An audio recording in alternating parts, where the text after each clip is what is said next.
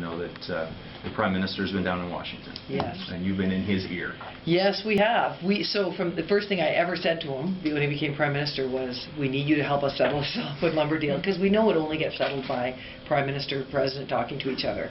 We ship 50% of the softwood, as you know, from Canada, so it's more important to British Columbia than anywhere else. And good on him, he got it done. He got it on the agenda. And, you know, that was the result of a lot of work from a lot of us. All of us, we would go, Shirley would go and talk to our federal counterparts, and we would be all softwood all the time.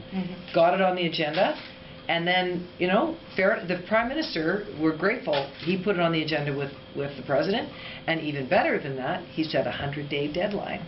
So President comes up in 100 days to Canada for his state dinner, and our assumption is they intend to have it solved by the time he comes up. And that's great. You know, and the thing is about softwood... 100 days. 100 days. Mike DeYoung devoted a chunk of his life to that Yeah, file, and true. for 100 days, They're just going to get it done. But that's what it takes. It takes the political commitment of the President of the United States to get this done. And not just a political commitment, a public political commitment. Written down.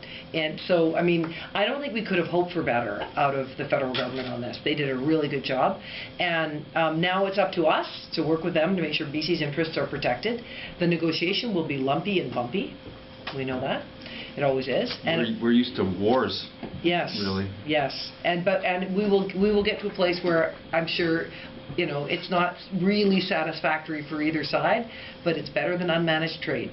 And we know that. And it's better than a trade war. Well, yeah, no kidding. But easing that a little bit is our Asian opportunities that have manifested since the last one was negotiated. So how does that change the conversation when you're in Washington, when you do have China, Japan coming back online, and some other Asian, Korea and Vietnam looking at it? I don't think we should ever just depend on one region of the world.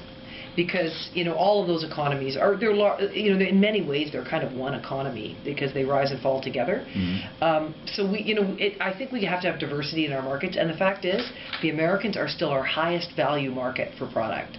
So and shipping is relatively inexpensive. They're our best friends. So we want this deal with the United States. We absolutely want to make that happen. And then it will be up to producers to decide where they want to sell. Now, that doesn't mean, though, that we aren't paying a lot of attention to Asia. We are investing $5 million in this budget in growing the market in India. We think that's the next China. And we're also investing in secondary cities. I mean, you know, we call them secondary cities, but, they might have, I don't know, 50 million people in them, right? So, well, maybe not quite that many, but maybe 10 million people. But they build a subdivision, and it's our entire timber supply. I know. So we're focusing on India, secondary cities in China, to really continue to crack open that market.